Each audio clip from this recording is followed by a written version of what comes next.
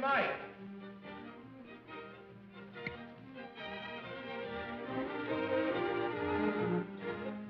Thank you. How do you do, ladies and gentlemen? This is Orson Welles. I'm speaking for the Mercury Theater, and what follows is supposed to advertise our first motion picture. Citizen Kane is the title, and we hope it can correctly be called a coming attraction. It's certainly coming to this theater, and I think our Mercury actors make it an attraction.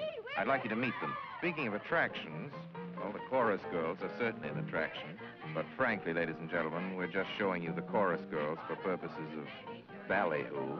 It's pretty nice ballyhoo. But here's some of our real Mercury people. This is the first time you've seen most of them on the screen. Hey, give Joe a little light. Thanks. Now smile for the folks, Joe. Smile. Joseph Cotton, ladies and gentlemen. That's it. Joseph Cotton. I think you're going to see a lot of him. Here's Ruth Warwick, whom I know you love. Ruth. Look at the camera, Ruth. We caught Ruth with her hair up. And here's somebody you've all heard on the radio, so I don't have to tell you he's wonderful. Ray Collins. Dorothy Comingore is a name I'm going to repeat. Dorothy Comingore. I won't have to repeat it much longer. You'll be repeating it. And here's George Coulouris, who's a grand actor. I'll say that name again. George Coulouris. Watch it. Here comes Everett Sloane. Look out, Everett. Oops. Everett Sloane, ladies and gentlemen, he isn't necessarily a comedian. And here's one of the best actors in the world, Agnes Moorehead.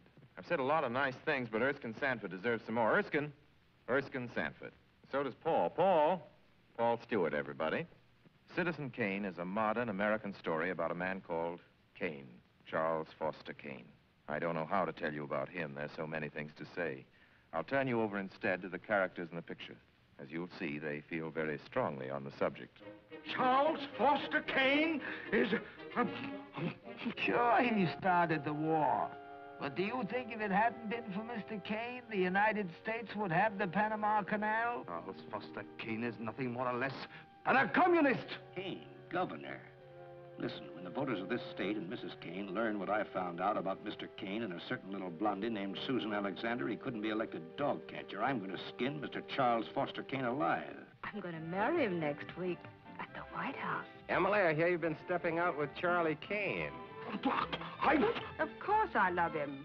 I gave him $60 million. Well, of course I love him. He's the richest man in America. But all the girls say about him at first. But you know, I can't help but admire him. He's crazy. He's wonderful. Ladies and gentlemen, I don't know what you'll think about Mr. Kane. I can't imagine. You see, I play the part myself. Well, Kane is a hero and a scoundrel, a no-account and a swell guy, a great lover, a great American citizen, and a dirty dog. It depends on who's talking about him. What's the real truth about Charles Foster Kane? I wish you'd come to this theater when Citizen Kane plays here and decide for yourself.